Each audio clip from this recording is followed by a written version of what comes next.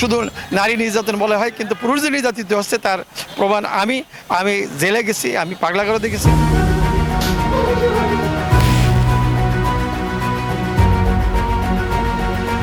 টাকা আনো আর দেও, কোটে পাইবেন কোটে না পাইবেন, চুরি করবেন দাড়ি করবেন, এটা জিগাই না, বলে টাকা আনো। নারী একটু যদি কিছু বলে আইনে যা, আদালতে যা, আমরা পুরুষ, আমরা কোথায় যাবো, কার কাছে যাবো, কার কাছে বিচার নেব? বাংলাদেশে যারা মহিলার দ্বারা মানে স্ত্রীর দ্বারা নির্যাতিত, সেই সকল পুরুষদের জন্য একটা বিচার ব্যবস্থা থাকা উচিত। বাংলাদেশে পুরুষ নির্যাতন একটি অবহেলিত এবং অদৃশ্য সমস্যা হিসেবে বিবেচিত হয়ে আসছে। সাম্প্রতিক গবেষণা ও বিভিন্ন প্রতিবেদনের তথ্য অনুযায়ী পুরুষরাও পারিবারিক সহিংসতা, মানসিক নিপীড়ন ও যৌন নির্যাতনের শিকার হচ্ছেন। তবে সামাজিক লজ্জা ও আইনি সহায়তার অভাবে তারা সাধারণত মুখ খুলছেন না। পুরুষরা যখন নির্যাতন হয়, এরা কেউ বলতে পারে না, কোনো সরকারকে বলতে পারে না, কোনো রাজনীতি নেতাকে বলতে পারে না, কোনো প্রশাসনকে বলতে পারে না। এই যে নারীদের দ্বারা পুরুষরা নির্যাতিত হচ্ছে, পুরুষরা কিন্তু কিছু বলতে পারছে না। হয় তার স্ত্রীদের দ্বারা নির্যাতিত বা তার শ্বশুর শাশুড়ি কিছু একটা বললেই দেখা গেছে স্ত্রী তার রাগ করে তার বাপের বাড়ি চলে যাচ্ছে, ওখান থেকে গিয়ে তারা সে বিভিন্ন ধরনের, তার যেহেতু আইন আছে, সুরক্ষা আইন, সে ব্যবস্থা, সে মামলায় চলে যাচ্ছে। হেনস্থার শিকার হচ্ছে পুরুষরা। অনেক ছেলে সুসাইডও করতেছে, কাউকে বলতে পারতেছে না, সে প্রতিনিয়ত সে স্ত্রী দ্বারা নির্যাতিত, প্রেমিকা দ্বারা নির্যাতিত। এটা মুখ ফুসে একজন মেয়ে বলে ফেলতে পারে, একটা ছেলে বলতে পারে না। ঘরে বাইরে সব জায়গাতেই প্রত্যেক পুরুষই কোনো না কোনোভাবে নির্যাতিত হচ্ছে, কেউ সংসারে হচ্ছে, কেউ কর্মক্ষেত্রে হচ্ছে, আছে অনেক কিছু, সব কিছু তো বলা যায় না ভাই, ঠিক আছে, ফ্যামিলিগত কথা। পুরুষরা অনেকভাবে নির্যাতিত হচ্ছে, কিন্তু তারা এটা বলতেও পারতেছে না, হয়তো ওইভাবে আসলে আসতেও আসে না কোথাও। সব দিকের নির্যাতন, কোনটা শুনতে চাইবেন? এগুলি শুনলে কাগজে কলমে বইয়া আর ওরা দিয়ে এমনি করণ যায়। নির্যাতন আজকে একটা কিতা করো, কি নির্যাতন? আইন ও সালিশ কেন্দ্রের তথ্য অনুযায়ী গত 2 বছরে 111 জন ছেলে ধর্ষণের শিকার হয়েছে, যার মধ্যে মামলা হয়েছে মাত্র 55টি। এছাড়া নারায়ণগঞ্জের 20 বছর বয়সী এক তরুণের ধর্ষণের অভিযোগে তার মা মামলা দায়ের করেন। পুলিশ মামলাটি সোদমি হিসেবে নথিভুক্ত করে, কারণ পুরুষের প্রতি ধর্ষণ আইনে স্বীকৃত নয়। দণ্ডবিধি 377 ধারায় অভিযোগে মামলা দায়ের করি এবং সেই মামলার প্রেক্ষিতে অভিযুক্ত আসামিকে আমরা গ্রেপ্তার করে বিজ্ঞ আদালতে সোপর্দ করি। বাংলাদেশের দণ্ডবিধির 375 ধারায় ধর্ষণ কেবল নারীদের প্রতি পুরুষের দ্বারা সংগঠিত অপরাধ হিসেবে বিবেচিত হয়। ফলে পুরুষ নির্যাতিত হলে তাদের মামলা করতে হয় অস্বাভাবিক যৌন সম্পর্ক বা সোদমি ধারায়, যা ধর্ষণের তুলনায় কম শাস্তিযোগ্য অপরাধ হিসেবে গণ্য। মেয়েরা নির্যাতিত হয়, ওইটা ফোকাস বেশি হয়, পুরুষদেরটা ফোকাস বেশি হয় না। আমার মনে হয় দুই ক্ষেত্রেই সম অধিকার থাকা দরকার। নারী যে আইনটা চাচ্ছে, আইনটা পাচ্ছে, কিন্তু হয়তো পুরুষ সে আইনটা চাচ্ছে বা পাচ্ছে না। নারীদের যেরকম আইন আছে, তো আমাদের পুরুষদেরও সেরকমের যে আইনের প্রয়োজন, যাতে করে আমাদেরকে খামোখা অহেতুক একটা নারী আমাদেরকে যেন হয়রানি করতে না পারে। একের থেকে দুই হয়ে গেলেই নারীরা অনেক কিছু করে, সেজন্য আমরা চাই পুরুষেরও এরকম একটা অধিকার দেব, যে পুরুষ আস্তে হইলে পুরুষও গিয়া কোর্টে কাছারিতে একটা জায়গা পাবে। অন্যদিকে বাংলাদেশ মেন্স রাইটস ফাউন্ডেশনের মতে বর্তমানে প্রায় 80% বিবাহিত পুরুষ মানসিক নির্যাতনের শিকার হচ্ছেন, যা শারীরিক নির্যাতনের তুলনায় অনেক বেশি। আমার কথা, পুরুষ নির্যাতন আইন হোক অথবা এমন একটা আইন করা হোক যেখানে নারী এবং পুরুষ সমানভাবে ওই আইনের সুবিধা ভোগ করতে পারে।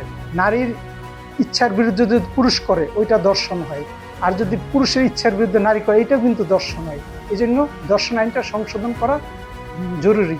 অপরাধ বিশেষজ্ঞ তৌহিদুল হক বলছেন, পুরুষরা নির্যাতনের শিকার হলেও সেটি মানবাধিকার ইস্যু, তবে দেখতে হবে কি কারণে হচ্ছেন।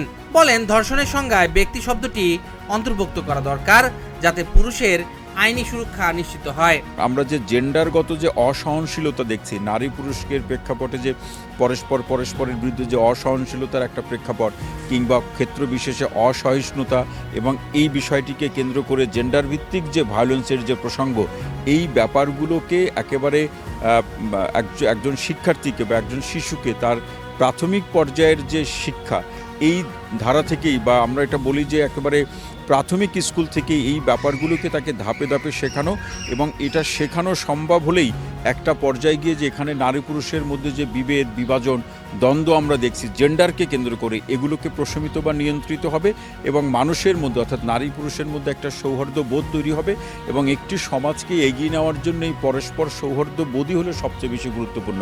যদি পরস্পর বোঝাপড়াটা সমাজ কাঠামোকে সংহতি করার জন্য অনুকূল থাকে, যদি তাদের মধ্যে পরস্পর বোঝাপড়াটা তাদের পরস্পর অবস্থানের ভিত্তিতে মনুষ্যত্ব এবং মানবিক দৃষ্টিভঙ্গি থাকে, তখন বুঝতে হবে যে সেখানে নারী পুরুষের যে এগিয়ে চলা বা সৌহার্দ্য বোধ বা সহনশীলতা একটি প্রত্যাশিত মাত্রায় আছে।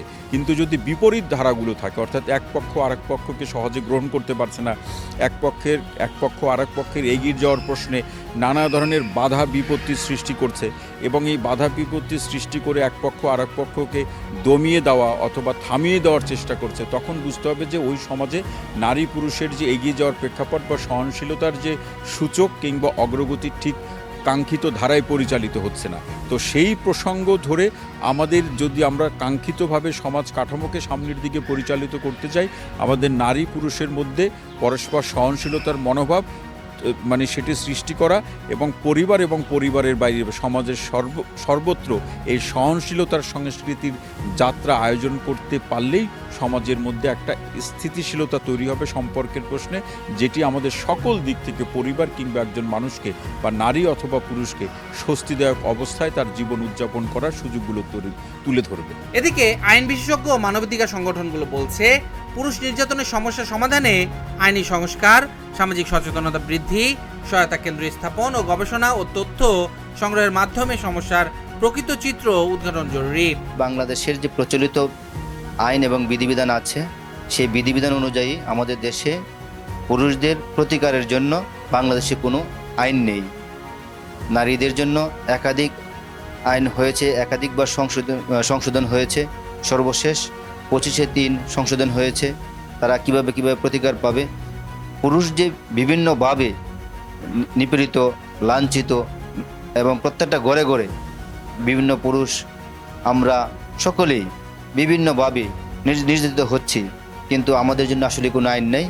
এই প্রচলিত আইন এই দেশের জনগণ এবং সোশ্যাল মিডিয়া সকলেই চাচ্ছে যে প্রচলিত পুরুষ নির্যাতনের জন্য একটি সুনির্দিষ্ট আইন হওয়ার দরকার। সামাজিক মূল্যবোধের অবক্ষয়, নৈতিক স্থলন, লোভ লালসা, উচ্চ বিলাসিতা, পরকীয়া, মাদকাসক্তি, অর্থনৈতিক বৈষম্য এবং বিশ্বায়নের ক্ষতিকর প্রভাব ইত্যাদি কারণে দাম্পত্য জীবনে বিরোধ বাড়ছে, যার ফলে পুরুষ নির্যাতনের ঘটনা ঘটছে অহরহ। তাই এখন নারী পুরুষ সবাই বলছেন পুরুষের আইনি সুরক্ষা নিশ্চিত করার জরুরি। পুরুষ নির্যাতিত হওয়ার পরেও কোথাও কিছু বলতে পারতেছে না, এবং তার জন্য আইনই নাই, সে কি বলবে? দেখা যাচ্ছে যে পুরুষটা নির্যাতিত, উল্টা মহিলাটা তার নামে মামলা করতেছে যে সে নির্যাতিত। ঠিক আছে, আমার কাছে মনে হয় যে আসলে পুরুষ নির্যাতনের এই বিষয়ে একটা আইন দরকার। যেহেতু নারী পুরুষ সমান অধিকার, তাহলে নারীরা নির্যাতিত হলে যদি তারা আইনের আশ্রয় নিতে পারে, পুরুষরা কেন পারবে না? পুরুষ নির্যাতনের বিচারটা যেন বাংলাদেশের সরকার তাড়াতাড়ি করার একটা সিস্টেম করে দেয়। পুরুষ নির্যাতন যেটা আইন, এবং পুরুষরা যেন স্বচ্ছ বিচার চায়, এর দাবি জোর দাবি জানাচ্ছে। নারী নির্যাতন হয় আইন আছে, পুরুষের জন্য কোনো আইন নেই। এটা আইনের দরকার আছে, আইন থাকা দরকার, সবাই যাতে ভালো থাকতে পারে, শান্তিতে থাকতে পারে। এই জন্য আমি চাই সবার জন্য একটা আইন বরাবর হোক। পুরুষ নির্যাতন আমরা থানায় গেলেও কোনো পুলিশের কোনো পদক্ষেপ পাই না। নারী নির্যাতনের যেরকম আইন হয়, ঠিক তেমনি পুরুষ নির্যাতনের জন্য একটা জরুরি আইন করা প্রয়োজন। আমরা পুরুষ নির্যাতন দীর্ঘদিন ধরে হয়ে আসতেছি, থানায় গেলে পারা, কিন্তু দেখা যায় কি যে থানা থেকে বলে যে এর বিরুদ্ধে কোনো আইন নাই। তো সরকারের কাছে আমরা একটা আবেদন করি যে আমাদের একটা আইন করুক, যাতে আমরা এই দৃষ্টান্তমূলকের একটা বিচার পাই। পুরুষ নির্যাতন একটি বাস্তবতা যা সমাজের নীরবে ঘটেই চলেছে। পুরুষদের জন্য নিরাপদ পরিবেশ নিশ্চিত করা এবং তাদের জন্য উপযুক্ত সহায়তা প্রদান সমাজের মানবিক দৃষ্টিভঙ্গি ও দায়িত্বের বহিঃপ্রকাশ। তাই সমস্যার সমাধানে সমাজের সকল স্তরের মানুষের সচেতনতা, সহানুভূতি এবং কার্যকর পদক্ষেপ গ্রহণ করা জরুরি।